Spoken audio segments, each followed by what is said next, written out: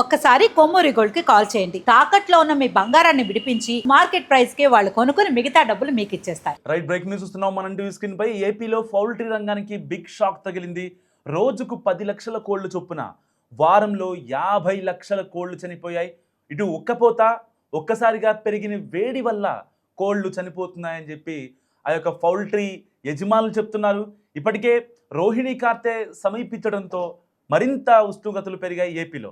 పర్టికులర్గా ఇటు గోదావరి జిల్లాల్లో కావచ్చు, ఎన్టీఆర్, కృష్ణా, ఇటు ఉమ్మడి గుంటూరు, ఉమ్మడి ప్రకాశం, నెల్లూరు జిల్లాల్లో వేసవి తాపం టారెత్తిస్తోంది. పొద్దున్నే 9 గంటలు దాటిన తర్వాత బయటికి రావాలంటే హడలెత్తిపోతున్నారు. సో ఇలాంటి నేపథ్యంలో ఓన్లీ పౌల్ట్రీ రంగానికి ఒక భారీ షాక్ తగిలిందని చెప్పుకోవచ్చు. ఒక్క రోజులో దాదాపుగా 10 లక్షల కోళ్లు చనిపోతున్నాయని ఇప్పటికే అధికారులు అంచనా వేస్తున్నారు. జస్ట్ ఇది అంటే ఎవరైతే చెప్పారో వాళ్ళవి ఇన్ఫర్మేషన్ మాత్రమే. ఇంకా అంటే బయటకు వచ్చిన డేటా ఎంత ఉందో బయటికి రాని డేటా కూడా అంతే ఉంది. మహాతే అందాజుగా పర్ డేకి 15 లక్షల కోళ్ల మొత్తం మృత్యువాత పడుతున్నాయి. ఊరి చివర్ల ఏదైతే ఆ యొక్క చెరువుల దగ్గర, శ్మశానాల దగ్గర ఆ కోళ్ళని గుట్టలు గుట్టలుగా, రాసులు రాసులుగా పడేస్తున్నారు. నిజంగా లేయర్స్ కోళ్లపై చాలా ఎఫెక్ట్ పడింది. ఇటు బ్రాయిలర్స్పై అంత ఎఫెక్ట్ పడకపోయినా, అది కూడా అంటే లేయర్స్ బ్రాయిలర్స్కి మొత్తం హీట్ మీదే బేస్ అయి ఉంటుంది. ఆ కోడికైనా హీటే ఉంటుంది, ఈ కోడికైనా హీటే ఉంటుంది. దానివల్ల ఈ ఉక్కపోత, ఒక్కసారిగా పెరిగిన వేడి వల్ల కోళ్ళు తట్టుకోలేక అక్కడికక్కడే మృతి చెందుతున్నాయి. సో ఆల్రెడీ పొద్దున్నే ఫీడింగ్ కోసం వచ్చిన ఏవైతే కూలీలు ఉంటారో ఆ యొక్క కోళ్ల ఫామ్లో మార్నింగ్ ఫీడింగ్ టైంకి ఏదైతే ఆ గుడ్లను తీసి ఒక దాంట్లో వేసుకున్న తర్వాత ఏదైతే చనిపోయిన కోళ్ళను తీసివేస్తున్నారు, ఆ తర్వాత మళ్ళీ మధ్యాహ్నానికి వచ్చేసరికి ఒక్కసారిగా రాశులుగా ఆ కోళ్ళు మొత్తం చనిపోతున్నాయి. సో ఇలాంటి నేపథ్యంలో పౌల్ట్రీ రంగానికి ఒక్కసారిగా షాక్ తగిలిందని చెప్పుకోవచ్చు. అసలే ఇంకా 48 డిగ్రీలు, 49 డిగ్రీలు, 50 డిగ్రీలు కూడా నమోదవుతుంది.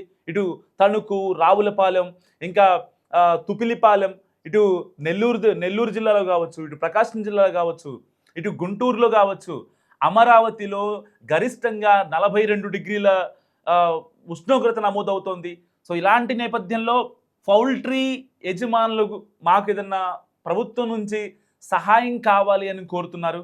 సో ఎట్టి పరిస్థితుల్లో అంటే ఎవరికైతే కోళ్ళు చనిపోయాయో అధికారులు కూడా ఆ యొక్క కోళ్ల ఫారానికి వెళ్ళి ఎంత బ్యాచ్ తెచ్చారు, ఎన్ని కోళ్ళు చనిపోయాయి, దానికి సంబంధించిన లెక్కలు కూడా రాసుకుంటున్న పరిస్థితి. సో ఏది ఏమైనప్పటికీ పౌల్ట్రీ ఫామ్ మీద పడ్డ ఎఫెక్ట్ నిజంగా అంతా ఇంత కాదు. ఎందుకంటే ఆ కోడిని, లేయర్స్ కోడిని ఎగ్జాంపుల్కి తీసుకోండి. లేయర్స్ కోడిని పెంచాలంటే కనీసం 35 డేస్ టు 48 డేస్, 50 డేస్ వరకు పడుతుంది. సో ఆ 35 రోజులు, ఆ 50 రోజులు ఒక్కొక్క కోడి ఒక్కొక్కలాగా ఉంటుంది. కాబట్టి అందాజుగా ఒక 40 రోజులు వేసుకున్న ఆ కోడిని మేపడానికి అయ్యే ఖర్చు కనీసం 400 రూపాయలు ఉంటుంది. ఆ 400 రూపాయల నుంచి ఏదైతే కోడి పెంచిన తర్వాత ఇక గుడ్ల ఉత్పత్తి స్టార్ట్ అవుతుంది. సో అలాంటి కోళ్ళు ఒక్కసారిగా 30 లక్షల లేయర్స్ కోళ్ళు చనిపోవడం, ఇప్పుడు ఏపీలో గుడ్ల ఉత్పత్తిపై కూడా ఈ ఎఫెక్ట్ పడింది. సో దాని ఫలితంగా గుడ్ల రేట్లు అమాంతంగా పెరిగిపోయాయి. 8 రూపాయలు, 6 రూపాయలు నుంచి 8 రూపాయల వరకు ఈ యొక్క గుడ్డు రేటు వ్యారీ అవుతోంది. సో ఇటు బ్రాయిలర్స్ కోళ్లపైన కూడా ఈ ఎఫెక్ట్ పడింది.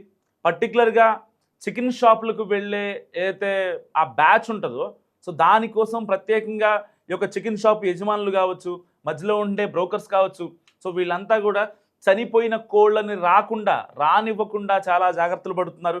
ఎందుకంటే ఏ కోడి చనిపోతుందో, ఇటు బ్రాయిలర్సా, లేయర్సా అనే కోళ్ళు ఏది చనిపోతుందో అర్థం కానటువంటి సిచ్యువేషన్లో ఒకవేళ చనిపోయిన కోళ్ళు కనుక మటన్ షాప్కి, చికెన్ షాపులకి వస్తే సో అక్కడ చాలా ఇబ్బంది అయ్యే ప్రమాదం ఉంది. అవి తిన్నా కూడా ప్రజలు కూడా చనిపోయే ప్రమాదం ఉంది. అండ్ లేనిపోని జబ్బులు, లేనిపోని రోగాల బారిన పడే అవకాశం ఉంది. కాబట్టి ఇటు చికెన్ షాప్ యజమానులు కూడా చాలా జాగ్రత్తలు తీసుకుంటున్నారు. కోడి అయితే లారీలో అక్కడికి షాప్కి వస్తుందో కోళ్ళ ఫామ్ నుంచి, సో మధ్యలో కూడా ఎక్కడన్నా చనిపోయినా, లేకపోతే చనిపోయిన కోళ్ళని ఎక్కిస్తున్నారా అనే కోణంలో కూడా ఇటు చికెన్ షాప్ యజమానులు చాలా జాగ్రత్తలు తీసుకుంటున్నారు. రోజుకి అందాజుగా 10 లక్షల కోళ్ళు చనిపోవడం అంటే మామూలు విషయం కాదు. ఏపీ చరిత్రలోనే ఇది తొలిసారి అని చెప్పాలి. ఇప్పటిదాకా వందల్లో వేలల్లో కోళ్ళు చనిపోవడం చూసాం. లాస్ట్ ఇయర్ ఇదే టైంలో కూడా 2025 మే నుంచి జూన్ 14, జూన్ 15 వరకు అయితే రోహిణీ కార్తె ముగింపు కార్యక్రమం వరకు కూడా కొన్ని కోళ్ళు మనం చనిపోవడం చూసాం. ఇటు మనుషులు కూడా చనిపోతున్నారు. సో బయటికి ఏదైతే వడదెబ్బ తగిలి ఇంకా అంటే కొంచెం ఏజ్డ్ ఉన్నవాళ్ళు బయట తిరగటం వల్లనో ఆ వడగాల్పుల వల్లనో చనిపోవడం మనం చూసాం. కానీ ఇంత పెద్ద ఎత్తున 40-50 లక్షల్లో కోళ్ళు చనిపోయాయంటే నిజంగా పౌల్ట్రీ ఆ యొక్క రంగానికి చాలా పెద్ద షాక్ అని చెప్పాలి. సో మళ్ళీ ఏదైతే గుడ్ల ఉత్పత్తి నార్మల్గా జరగాలి అంటే ఇప్పుడు ఇక్కడ డిమాండ్ పెరిగే అవకాశం ఉంది కాబట్టి, ఎందుకంటే మళ్ళీ పక్క రాష్ట్రాల నుంచి తెలంగాణ నుంచి కావచ్చు, ఖమ్మం, వరంగల్, కోదాడ నుంచి గుడ్ల ఉత్పత్తిని దిగుమతి చేసుకుంటుంది ఏపీ. అటు తమిళనాడు నుంచి కూడా గుడ్లను దిగుమతి చేసుకునే అవకాశం ఉంది. సో ఇలాంటి నేపథ్యంలో ఇటు బ్రాయిలర్స్ అండ్ లేయర్స్పై 2 రకాల కోళ్లపై ఈ యొక్క వేడి ఎఫెక్ట్ పడింది. అసలే బేసిక్గా ఈ యొక్క పౌల్ట్రీ ఫారంలో పెరిగే ఫారం కోడి చాలా హీట్ ఎక్కువ ఉంటుంది అండ్ పైన రేకులు ఉంటాయి అండ్ దానికి సంబంధించి అసలే కోడి హీట్గా ఉంటుంది. మళ్ళీ బయట నుంచి హీటు అండ్ ఉక్కపోత ఆ యొక్క హ్యూమిడిటీ వల్ల దాని ప్రాణం ఇలా గాల్లో కలిసిపోతుంది. 1 కాదు 2 కాదు, 1 సరే ఈ యొక్క వేడికి ఈ యొక్క ఉష్ణోగ్రతల వల్ల 1 or 2 లేకపోతే 100,000 చనిపోతే నార్మల్ అనుకోవచ్చు. కానీ లక్షల్లో కోళ్ళు చనిపోతున్నాయి. సో ఈ వార్త చదివే టైంకి గడిచిన 4 రోజుల్లో 50 లక్షల కోళ్ళు చనిపోయాయి. సో ఇలాంటి నేపథ్యంలో మీరు ఏదైతే చికెన్ తింటున్నారో ఆ యొక్క చికెన్ ఫ్రెష్షా కాదా, లేకపోతే ఏదైనా చనిపోయిన కోడి వచ్చిందా అనేది కూడా ఒక్కసారి ఆలోచించుకోండి. ఎందుకంటే ఎవరైనా వాళ్ళ యొక్క లాభాల కోసమే చూస్తారు. సో మన తన అనే భేదం ఉండదు ఈ సమాజంలో. ఎవరో కొందరు ఉంటారు, వాళ్ళు మాత్రమే ప్రజల ఆరోగ్యాన్ని ఆలోచించి సో మనకెందుకు ఒకరి ఉసురు, మనకెందుకు ఒకరి పాపం అని ఆలోచిస్తారు తప్ప చాలామంది డబ్బుల కోసమే అందరూ చూస్తూ ఉంటారు. సో ఇలాంటి నేపథ్యంలో మీరు చికెన్ షాప్కి వెళ్ళినప్పుడు మీ ముందు చికెన్ కట్ చేసిన దాన్ని మాత్రమే కొనుక్కొని తీసుకెళ్ళండి. ఎందుకంటే ఇంట్లో పిల్లలు ఉంటారు, పెద్దవాళ్ళు ఉంటారు. అంటే ఒక రకంగా అసలు ఈ సమ్మర్లో చికెన్ తినడం అనేది స్కిప్ చేస్తేనే బెటర్. కానీ ఎవరైతే చికెన్ ప్రియులు ఉంటారో వాళ్ళు తినకుండా ఉండలేరు కాబట్టి సో చాలా జాగ్రత్తగా వ్యవహరించండి.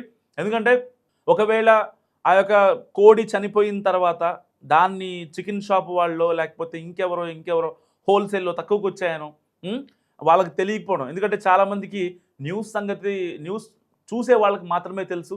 అండ్ రేట్లు పెరుగుతున్నాయంటే చాలామంది చూస్తారు, లేకపోతే తగ్గుతున్నాయంటే చూస్తారు. కానీ ఈ కోళ్ళు చనిపోతున్నాయనే వార్త సో దానికి ప్యానిక్ అవుతారని చాలామంది బయట చెప్పుకోరు అనమాట. ఎక్కడ మనం తినే కోడి చచ్చిపోయిందా లేకపోతే ఇక్కడికి వచ్చాక వీళ్ళు చంపేశారా అనేది ఎవరికి అర్థం కాదు. సో భయం కాబట్టి ఎవరికి వాళ్ళు అసలు ఇది కరెక్టా కాదా అనే ఆలోచనను కూడా పట్టించుకోరు అనమాట. సో ఎట్టి పరిస్థితిలో మీరు చికెన్ షాప్కి వెళ్తే మస్ట్గా ఆ యొక్క కోడి ఫ్రెష్షా కాదా, లేకపోతే మీ ముందే కట్ చేశారా, లేకపోతే అది ఆల్రెడీ చచ్చిపోయిందా అనేవి చాలా క్లీన్గా ఆ యొక్క చికెన్ షాప్ యజమానులని అడిగి తెలుసుకోండి. అడిగి తెలుసుకోవడం మీ బాధ్యత.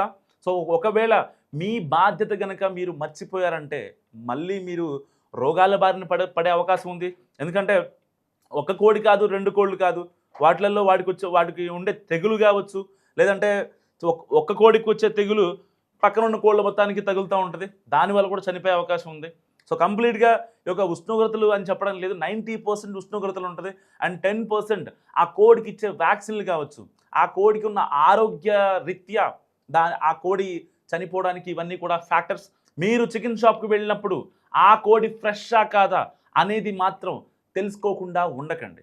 సో మీరేమనుకుంటున్నారు మరి ఇన్ని కోళ్ళు చనిపోవడం, ఇంత పెద్ద ఎత్తున పౌల్ట్రీ రంగానికి షాక్ తగలడంపై మస్ట్గా కామెంట్ చేయండి.